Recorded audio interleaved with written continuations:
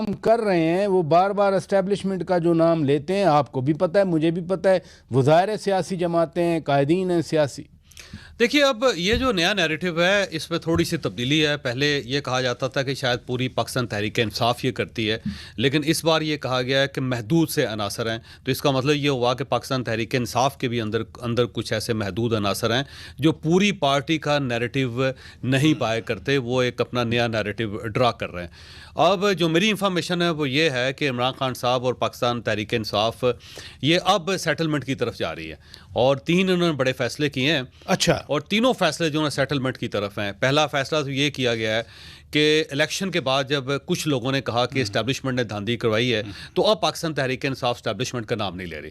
اور دیکھ لیں کسی جگہ عمران خان صاحب نے نام نہیں لیا، ان کے کسی لیڈر نے نہیں نام لیا، اور آنے والے دنوں میں یہ نام نہیں لیا جائے گا. صرف 2 طاقتوں کا ذکر کیا جائے گا. لیکن یہ جو محدود سیاسی عناصر کی کور کمانڈر کانفرنس کے اعلامی میں بات کی گئی، مولانا فضل الرحمان جب وہ سب سے ناراض ہو کے بیٹھے ہیں وہ اسٹیبلشمنٹ کا نام لے رہے ہیں. محمود خان اچکزئی صاحب کو خود خان صاحب نے صدارتی انتخاب لڑنے کے لیے اپنا امیدوار منتخب کیا، ان کی اسمبلی میں تقریر آپ کے سامنے. میں آتا ہوں صرف. اچھا، دوسرا یہ ہے کہ اس کا یہ ہے کہ پاکستان تحریک انصاف نے، آپ دیکھ لیں اب انہوں نے کہا کہ اسٹیبلشمنٹ کا نام نہیں لیں گے، اور 2 طاقتیں جن کا ذکر کیا جائے گا، الیکشن کمیشن کا اور یہ 3 سیاسی جماعتیں جنہوں نے ہمارا مینڈیٹ چوری کیا، Peoples Party, P M L N اور ایم کے ایم، ان دونوں کے اوپر تو فوکس ہے ان کا، لیکن اب اسٹیبلشمنٹ کو انہوں نے سائڈ پہ کر دیا. دوسرا یہ ہے کہ وہ سوشل میڈیا ایلیمنٹس جو سوشل میڈیا کے اوپر افواج پاکستان کے خلاف بات کر رہے ہیں، اور وہ پاکستان تحریک انصاف کے ساتھ ان کا کبھی کوئی تعلق تھا یا پاکستان تحریک انصاف ان کو قبول کرتی تھی یا ان کو سپورٹ کرتی تھی، اب ان سے فاصلہ رکھنے کا فیصلہ کر لیا. 2 لوگوں کے نام آگے ہیں، 5 کے اور نام آ رہے ہیں جن کو پاکستان تحریک انصاف ابینڈن کر دے گی. وہ 5 کون ہیں؟ 2 کا تو پتہ ہے ہمیں.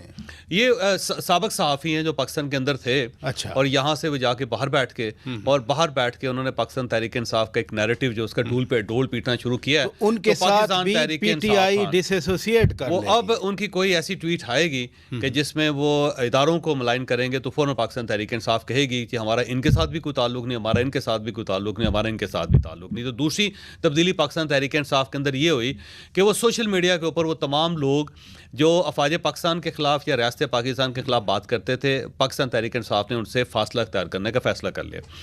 اور تیسری چیز یہ ہے کہ علی امین گنڈا پور صاحب کے بارے میں سب کا خیال تھا کہ وہ ایک اینگری ینگ مین ہے اور وہ وفاق میں پاؤں نہیں رکھیں گے، لیکن آج یہ فیصلہ ہو گیا ہے کہ اب وہ وفاق کے ساتھ چلیں گے.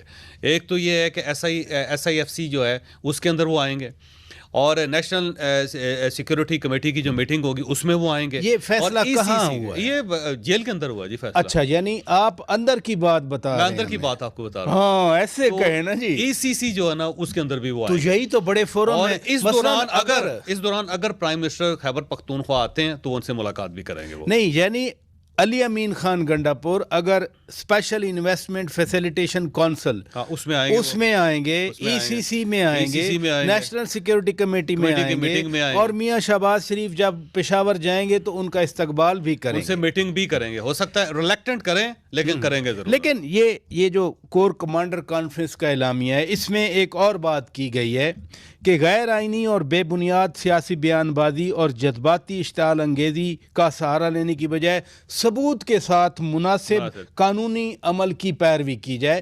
ادھر تو آج شیر افضل مروت صاحب نے وہی بانی پی ٹی آئی جناب خان صاحب کی ہدایت پر کہا کہ اتوار کو احتجاج ہوگا، ملک گیر احتجاج ہوگا. حماد اظہر اس سے بھی آگے انہوں نے کہا کہ جی آگے 2 سٹیپس ہیں. آگے 2 سٹیپس یہ ہیں کہ جو پاکستان تحریک انصاف کے اندر شیر افضل مروت جیسے لوگ ہیں جو کسی کو آرام سے نہیں بیٹھنے دیتے، پاکستان تحریک انصاف بڑی جلدی ان سے بھی اپنا ڈسٹینس پیدا کرے گی. وہ ان کو منع کرے گی، ان کو روکے گی، اور اگر یہ نہیں روکیں گے تو پارٹی پھر ان کے خلاف کارروائی کرے گی، کیونکہ پارٹی اب اس قسم کی پولرائزیشن سے نکلنا چاہتی ہے.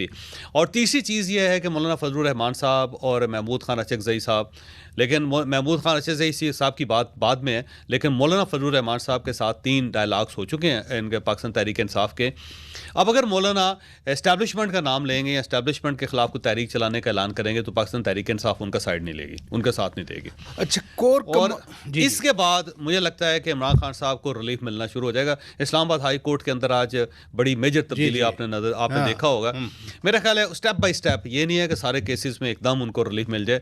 ایک کیس میں ریلیف مل جائے گا، پھر کچھ 2-4-5 مہینے کے بعد دوسرے کیس میں ریلیف مل جائے گا، پھر تیسرے کیس میں لیکن اگر ہم جو پی ٹی آئی کی طرف سے جو آپ فرما رہے ہیں کہ ان کی طرف سے لچک ہی میں کہہ سکتا ہوں، میں کمپرومائز نہیں کہنا چاہ رہا. اگر پی ٹی آئی لچک نہ بھی دکھائے تو جو سزائیں جس طریقے سے سنائی گئی تھیں وہ تو ہم بھی سمجھتے تھے کہ پہلی پیشی میں ختم ہو جائیں گی. پھر یہ اس کو ہم کچھ لوگ کچھ دو تو نہیں کہہ سکتے نا. لیکن یہ ہے کہ اب کیونکہ پارٹی کے اندر کچھ ایلیمنٹ ایسے ہیں جو سمجھدار ہیں، وہ پرویل کر رہے ہیں، اور ان سب کا یہ کہنا ہے کہ اگر ہم پولرائزیشن کی طرف جائیں گے تو کوئی اور ایک 9 مئی ہو جائے گا، اور اس کے بعد پھر رہی صحیح جو گنجائش ہے وہ بھی ختم ہو جائے گی. تو ہمیں یہ چاہیے کہ ہم معاملات کو سیٹل کریں، اور اگر یہ معاملات سیٹل ہو جاتے ہیں تو یہ مخصوص سیٹیں بھی پاکستان تحریک انصاف کو ملنا دور کی بات نہیں ہے. پھر سپریم کورٹ آف پاکستان جا رہے ہیں، میرا خیال ہے وہاں سے ان کو ریلیف مل جائے گا سپریم کورٹ آف پاکستان سے. 9 مئی کی آپ نے بات کی، آج کی کور کمانڈر کانفرنس اعلامیے میں 9 مئی کا حوالہ بھی دیا گیا ہے کہ منصوبہ سازوں اور اشتعال دلانے والوں ان کو قانون اور آئین کی متعلقہ دفعات کے تحت انصاف کے کٹڑے میں لایا جائے گا. ایک تو عمومی تاثر بنا ہوا تھا، اور پی ٹی آئی کے لوگ بار بار ان کے قائدین کہہ رہے تھے کہ بس وہ 9 مئی وہ تو الٹا ختم ہو گیا، دفن ہو گیا. مولانا فضل الرحمان صاحب نے بھی کہا، بار بار انہوں نے کہا. لیکن آج ہی علی امین گنڈا پور صاحب کہہ رہے تھے کہ جی سپریم کورٹ آف پاکستان کا ایک جوڈیشل کمیشن بنے. وہ سمجھتے ہیں کہ بینیفیشری کوئی اور ہے، وہ تو بینیفیشری کو آئیڈینٹیفائی کرنے کے لیے. سر یہ مجھے لگتا ہے کہ ایک جوڈیشل کمیشن بن جائے گا جو کہ اس پہ پاکستان تحریک انصاف کی طرف سے یہ آ رہا ہے، بار بار آ رہا ہے. دوسرا، پرائم منسٹر صاحب نے خود یہ کہا ہے کہ اس کے اوپر باقاعدہ اگر کسی نے کوئی جرم کیا تو سزائیں ہونی چاہیے. اور آج کور کمانڈر کی میٹنگ جو ہے نا، اس کے اندر بھی یہ فیصلہ ہوا ہے کہ جیسے کہ وزیر اعظم یہ کہہ رہے تھے اس کے مطابق یہ فیصلہ ہونا چاہیے. تو میرا خیال یہ ہے کہ ابھی ایک نیشنل کنسنسس ڈیولپ ہو رہا ہے کہ اس کے اوپر ایک جوڈیشل کمیشن بنا دیا جائے. اب اگر ایک جوڈیشل کمیشن بنتا ہے اور وہ supreme court of Pakistan chief justice of Pakistan کی سربراہی میں بنتا ہے، یا چیف جسٹس آف پاکستان کسی جج کو نامزد کر دیتے ہیں، اور وہ اگر بن جاتا ہے تو پھر اس کی جو فائنڈنگ ہوگی وہ سب کے لیے پھر قابل قبول ہوگی. پھر پاکستان تحریک انصاف کا جو میجر مطالبہ تھا وہ ایڈریس ہو جائے گا. میرا نہیں خیال کہ وہ اس کے اوپر اس میں 2 اسپیکٹ ہیں. مروت جیسے جارحانہ مزاج لوگوں کے ساتھ پی ٹی آئی کیا کرنے والی ہے. جاوید چودھری کا انکشاف. معروف تجزیہ کار جاوید چودھری کا کہنا ہے کہ پاکستان تحریک انصاف کے بانی عمران خان سیٹلمنٹ کی طرف جا رہے ہیں اور انہوں نے جیل میں 3 اہم فیصلے کیے ہیں. آج نیوز کے پروگرام روبرو میں خصوصی گفتگو کرتے ہوئے جاوید چودھری نے کہا کہ عمران خان کے 3 فیصلے سیٹلمنٹ کی طرف ہیں. پہلا فیصلہ تو یہ کیا گیا ہے کہ الیکشن کے بعد جب کچھ لوگوں نے کہا کہ اسٹیبلشمنٹ نے دھاندلی کرائی ہے تو اب پاکستان تحریک انصاف اسٹیبلشمنٹ کا نام نہیں لے رہی. انہوں نے کہا کہ آنے والے وقتوں میں اسٹیبلشمنٹ کا نام نہیں لیا جائے گا بلکہ 2 عناصر کی بات کی جائے گی. الیکشن کمیشن کا نام لیا جائے گا اور 3 سیاسی جماعتوں پیپلز پارٹی، نون لیگ اور MQM کا نام لیا جائے گا. جاوید چودھری کے مطابق سوشل میڈیا پر افواج پاکستان کے خلاف بات کرنے والے پی ٹی آئی سے منسلک رہ چکے افراد سے فاصلہ رکھنے کا فیصلہ کیا گیا ہے. ان کا کہنا تھا کہ 5 سابق صحافی ہیں جو پاکستان کے باہر بیٹھ کر پی ٹی آئی کا بیانیہ پھیلاتے رہے ہیں، ان سے اظہار لا تعلقی کیا جائے گا. جاوید چودھری نے تیسرے فیصلے کے بارے میں بات کرتے ہوئے کہا کہ علی امین گنڈا پور وفاق کے ساتھ چلیں گے، SIFC میں آئیں گے، ACC میں بیٹھیں گے، نیشنل سیکیورٹی کمیٹی کی میٹنگ میں بھی شرکت کریں گے اور وزیر اعظم شہباز شریف خیبر پختونخوا گئے تو ان سے ملاقات بھی کریں گے. انہوں نے دعویٰ کی کہ پی ٹی آئی شیر افضل مروت جیسے جارا مزاج لوگوں کو روکے گی اور اگر نہیں رکے تو ان کے خلاف کارروائی کرے گی اور فاصلہ اختیار کرے گی. اسی طرح پی ٹی آئی اسٹیبلشمنٹ کے خلاف مولانا فضل الرحمان کی کسی بھی تحریک میں ساتھ نہیں دے گی. ان کا کہنا تھا کہ اس کے بعد عمران خان کو ریلیف ملنا شروع ہو جائے گا. فیصل واڑہ. ایسا نہ ہو کچھ عرصہ بعد ان مخصوص نشستوں پر کیس چل رہے ہوں. شہباز کو خود یقین نہیں آ رہا وہ وزیر اعظم بن گئے، نجی ٹیلی ویژن سے گفتگو.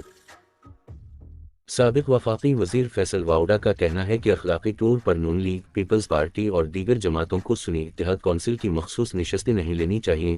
ایسا نہ ہو کہ کچھ عرصے بعد ان نشستوں پر کیسز چل رہے ہوں۔ فیصل واؤڈا نے ایک نجی ٹیلی ویژن کے پروگرام میں گفتگو کرتے ہوئے یہ باتیں کہیں۔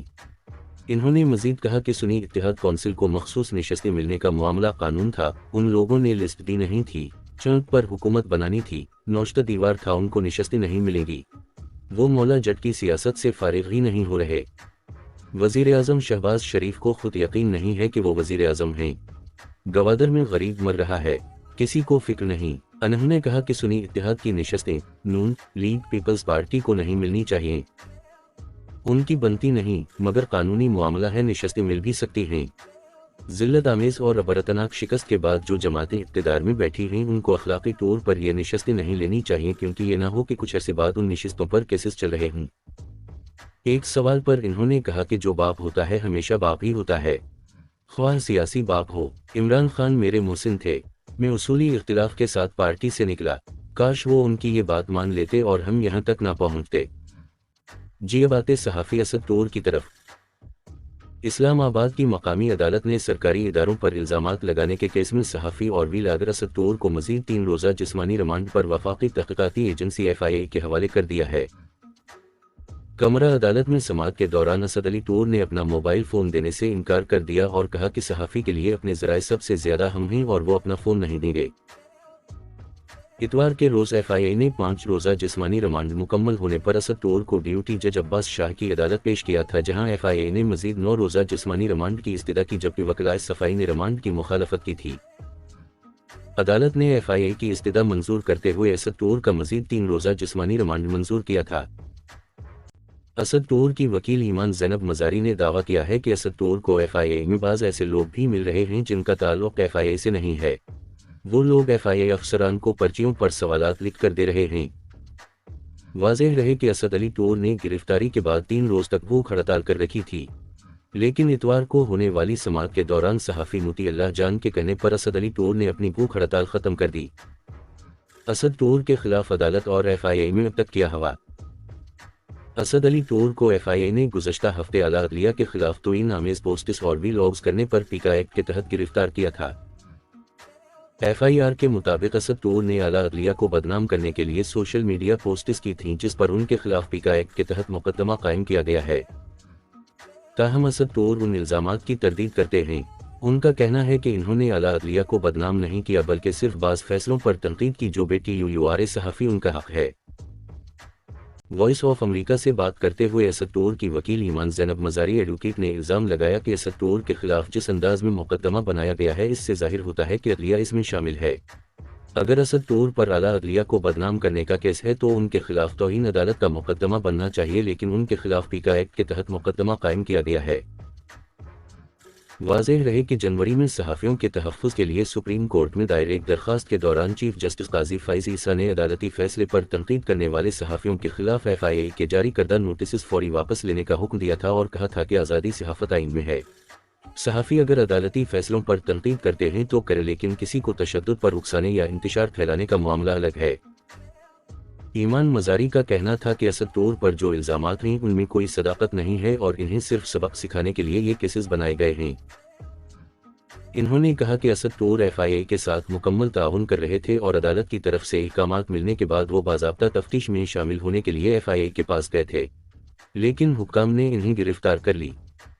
ان کا کہنا تھا کہ اسد ٹور فرار نہیں ہو رہے تھے لیکن انہیں گرفتار کر کے باقی صحافیوں کو پیغام دیا گیا ہے۔ ایمان مزاری نے کہا کہ FIA کی حراست میں اسد ٹور سے ان کے پرانے ویلاگز کے بارے میں پوچھ رہے ہیں کہ انہیں یہ معلومات کس نے فراہم کی تھی۔ ان کے بقول اس سے اندازہ ہوتا ہے کہ اسد ٹور نے اپنے ویلاگز میں جو خبریں دی تھیں وہ درست تھیں اور اب ان سے خبروں کے ذرائع کے بارے میں پوچھا جا رہا ہے۔ انہوں نے کہا کہ اگر کسی ادارے کو اپنے ذرائع کے بارے میں معلومات درکار ہیں تو وہ اپنے ادارے کے اندر تفتیش کرے، لیکن اس کام کے لیے کسی صحافی کو حراست میں رکھنا درست اقدام نہیں ہے۔ عمران ریاض کی گرفتاری، تسلسل کے ساتھ میڈیا پر دباؤ ڈالا جا رہا ہے۔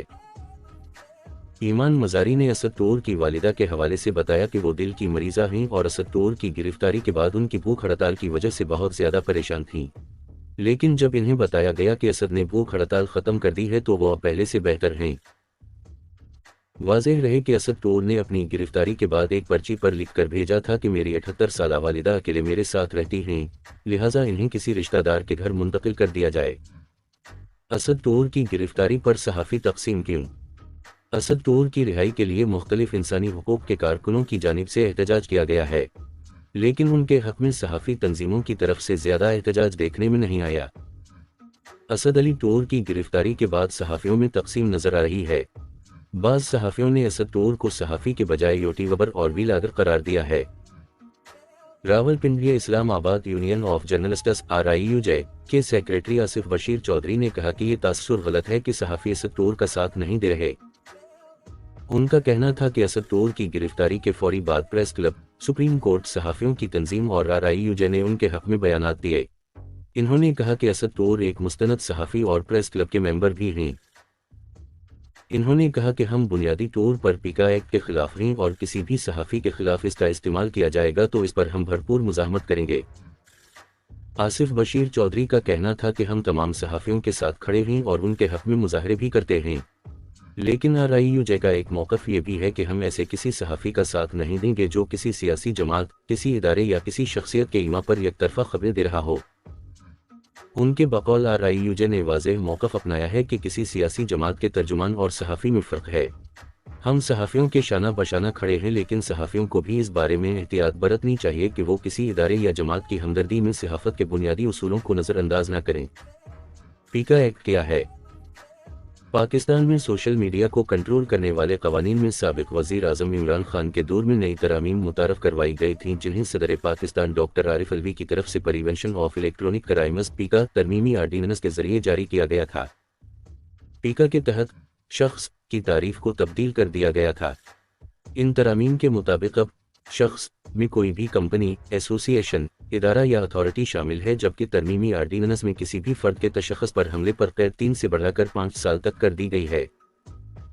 اس صدارتی آرڈیننس کے مطابق شکایت درج کرانے والا متاثرہ فریق اس کا نمائندہ یا گارڈین ہوگا۔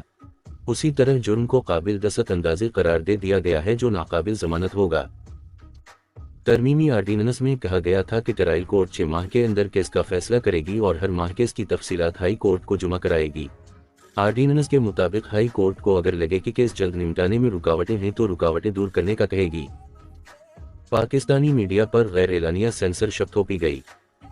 آرڈیننس کے مطابق وفاقی و صوبائی حکومتیں اور افسران کو رکاوٹیں دور کرنے کا کہا جائے گا۔ ہر ہائی کورٹ کا چیف جسٹس ایک جج اور افسران کو ان کیسز کے لیے نامزد کرے گا۔ سابق وزیر اعظم عمران خان کی اس وقت کی کابینہ میں شامل وزیر قانون فروغ نسیم نے ایک پریس کانفرنس میں کہا تھا کہ پیکا آرڈیننس کے تحت جعلی خبر دینے والے کی ضمانت نہیں ہوگی اور کسی کو بھی استثناء حاصل نہیں ہوگا۔